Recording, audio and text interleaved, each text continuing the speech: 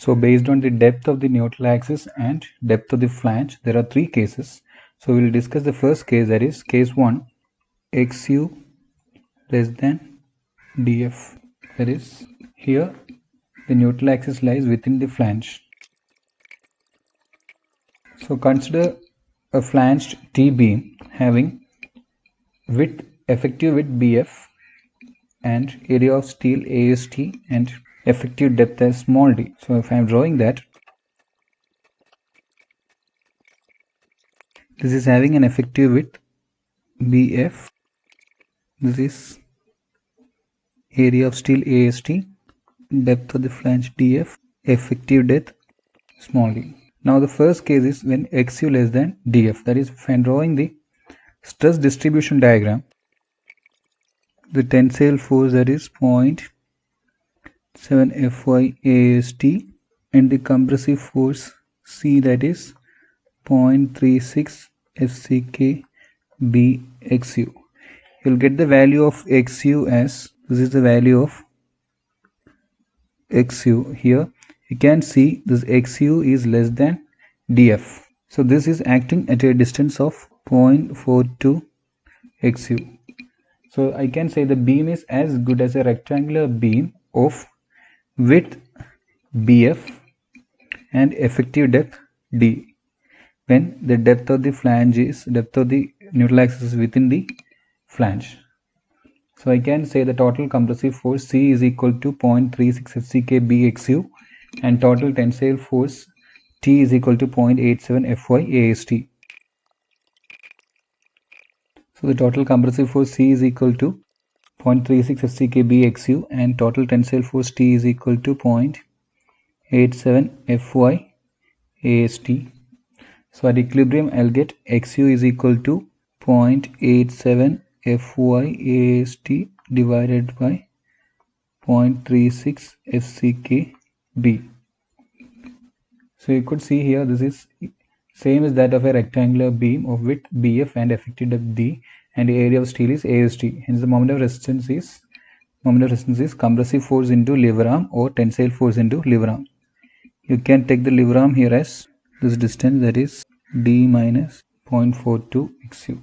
As I can write moment of resistance mu is equal to, with respect to steel, if I am writing mu is equal to 0.87 Fy AST into lever arm. Lever arm is D minus 0.42 XU.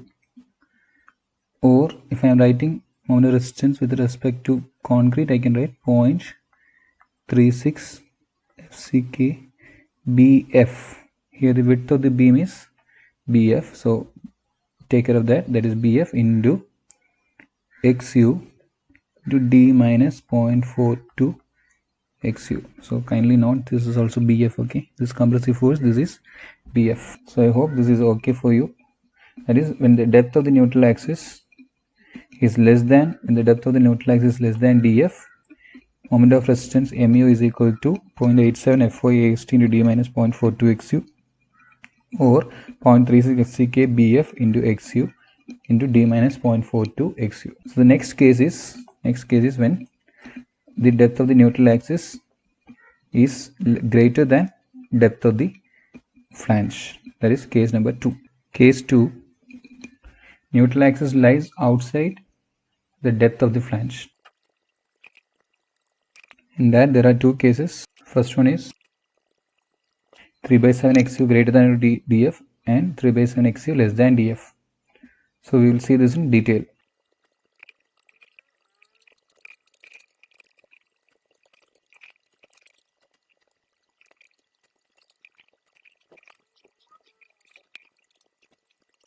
So we will move. See here the stress block contains a straight line 3/7 XU or 0.43 XU and a parabolic portion of depth 4/7 XU or 0.57 XU, where X is the depth of the neutral axis. If the neutral axis lies outside the flange, then the two possibilities depending upon whether the depth of the flange, that is 3/7 XU greater than or DF and 3/7 XU less than DF. So we will see in detail of these two things. Here the entire flange will have a uniform stress in concrete equal to 0.446.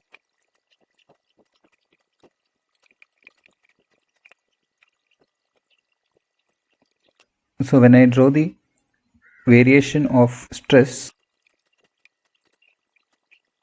this is my df.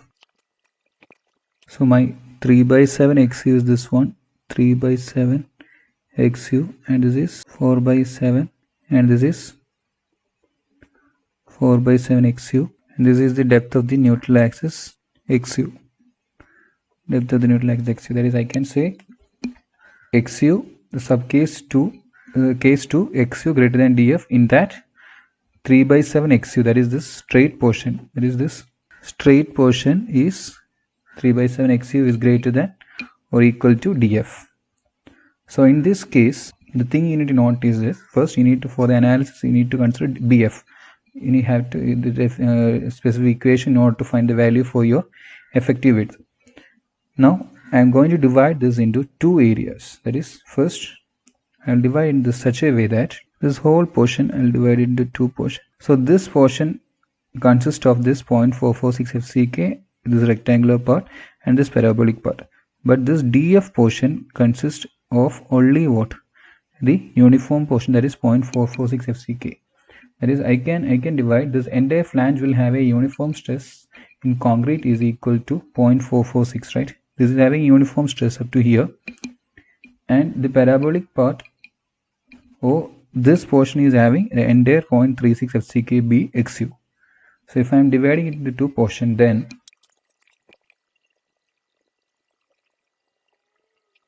I am having two portions like this, area 2 and area 1. So this area 2 here, if I am denoting this in the stress variation, is only up to here. This area 2, I could denote it like this.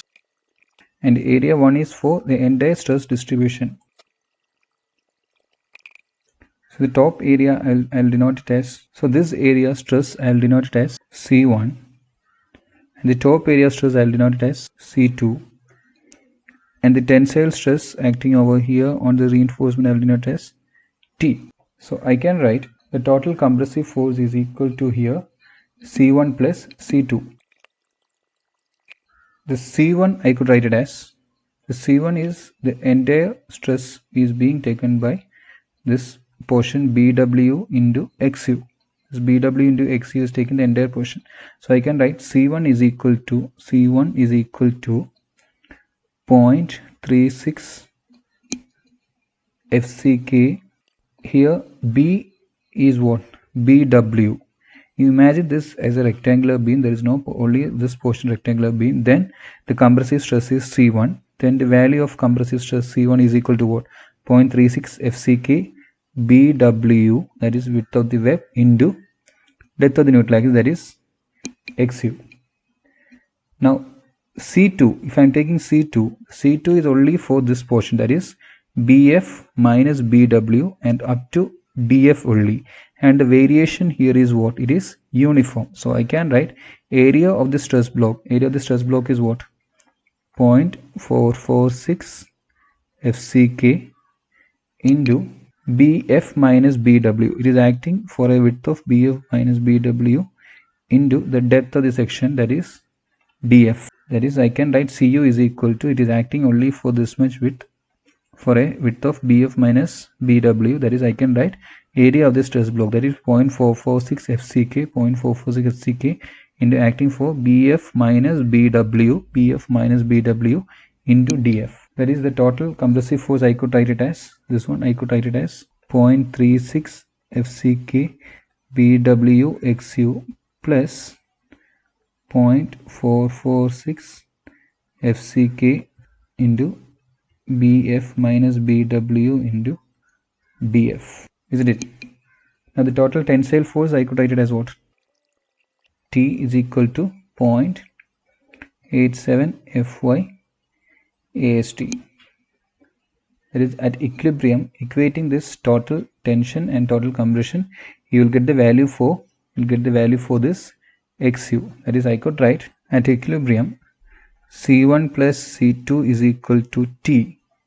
So based on this, I will get the value for XU as XU is equal to 0.87 Fy AST minus 0.446 FCK BF minus BW into DF divided by 0.36 FCK BW. So this is a value for XU, and the moment of resistance, if I am writing on the moment of resistance, or I can take with respect to tension, but I need to find the centroid of the resultant of these two, C1 and C2. So it's better you go with finding the moment of resistance with respect to the compression or the concrete, that is with respect to C1 and C2. The C1, I could say the C1 is acting at a distance of 0.42 XU, and C2 is acting at a distance of, it is rectangular, so dF by 2. So I can write the moment of resistance with respect to compression as C1 into lever arm. Lever arm is what? D minus 0.42 XU. This distance is D minus 0.42 XU plus C2 into lever arm. Here the lever arm is, for C2 the lever arm is D minus dF by 2. So if I am denoting the lever arms here, the first lever arm is this one, that is I could write it as D minus 0.42 XU. The second lever arm is this one, that is D minus dF by 2. So I hope you are clear with this.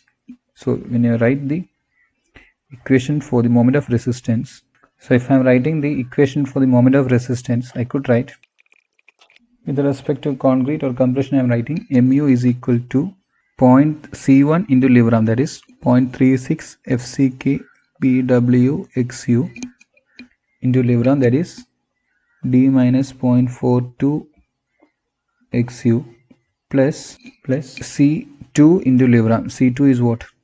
C2 is equal to 0.446 FCK BF minus BW into DF into lever arm, that is D minus dF by 2. So the moment of resistance of a section is equivalent to this one. So I hope you are clear with this. That is, when the depth of the neutral axis is greater than dF, the subcase comes, that is 3/7 XU greater than or equal to dF. In that case, I am dividing this section into two. It is when one section having the entire compressive stress of C1 and the other one having a compressive stress of C2 acting at dF by 2. Now we have the next case, that is case 2, that is XU greater than dF and 3/7 XU less than dF. So here the width of the beam is BF, that is effective width of the flange, having depth dF, width of the web as BW, effective depth as small d, and area of steel as AST. So if I am drawing the stress distribution, you have your XU greater than dF, but your straight portion is less than, that is your 3/7 XU is less than dF. So in this case, some portion of dF will have a uniform stress of 0.446 FCK and the remaining portion will be a parabolic stress block. Some portion of this will be having a uniform distribution and the remaining portion will be parabolic. Thus the stress variation in depth dF is not uniform. As in the last case, the stress in dF was uniform for a value of 0.446 FCK. But in this case, it is linear or it is uniform up to some portion and it is parabolic. So thus the stress variation in depth dF is not uniform. As a result, IS 456-2000 recommends the concept of modified thickness of the flange equal to YF. That is, they will modify this dF to depth YF such that the average stress is 0.446 FCK. That is, I can say that the average stress is a uniform stress of 0.446 FCK.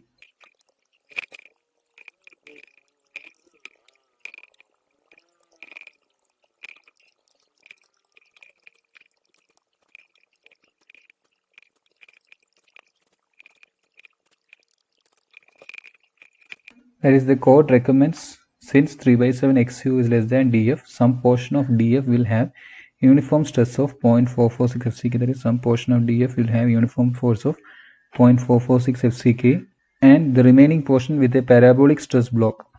Thus, the stress variation in depth DF is not uniform. So IS 456-2000 recommends the concept of a modified thickness of flange. That is, they modify the thickness of the flange equal to YF such that the average stress is 0.446 FCK. YF is equal to 0.15 XU plus 0.65 DF subject to the maximum of DF. So if I am redrawing it, I'll get this stress distribution. It is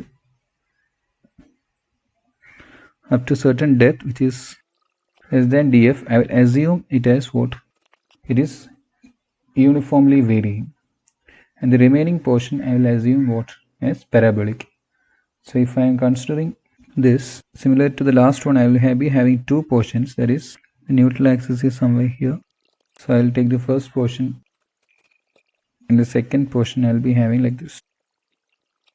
Second portion I will take like this, so that if I am drawing here, I will be having second portion for a depth of this depth, the new depth, that is YF. This depth is YF such that I am having a uniform stress distribution of 0.446 FCK, and the tensile stress here, or the tensile force, will be acting over here, that is T, that is I can write it as 0.87 Fy AST, and the compressive force C1 I can denote it somewhere here. C1, it is at a distance of 0.42 XU, and we'll be having C2 at a distance of YF by 2. As I can write, the total compressive force is equal to C1 plus C2. C1 I can write it as 0.36 FCK BW into XU, and C2 I can write it as that is 0.446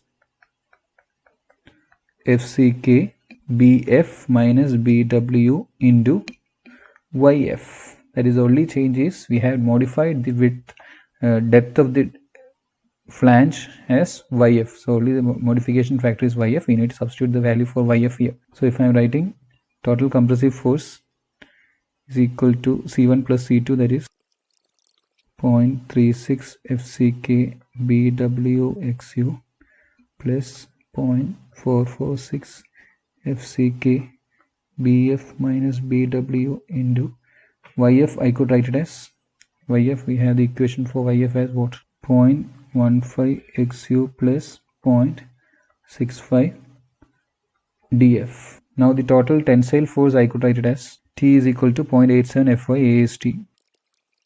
So at equilibrium, I have total tensile force is equal to total compressive force. 0.87 Fy AST is equal to 0.36 FCK BW XU plus 0.446 FCK BF minus BW into 0.15 XU plus 0.65 DF. So substituting this value, you'll get the value for your, equating these two, you'll get the value for your XU. You'll get the value for your XU, and the moment of resistance with respect to, here also we will be finding the moment of resistance with respect to concrete or the compression alone, because you need to, if you are finding with respect to tensile force, you need to find the centroid of the resultant of these two forces. So with respect to concrete or compression, if I am writing, I need to write only with respect to what? C2 and C1. So here the lever arm for C2 is what? YF by 2, D minus YF by 2. I'll get this as D minus YF by 2, and with respect to C1, I have the lever arm as D minus 0.42 XU. So if I am writing the moment of resistance equation, moment of resistance MU, I can write MU is equal to C1 into lever arm. C1 is what?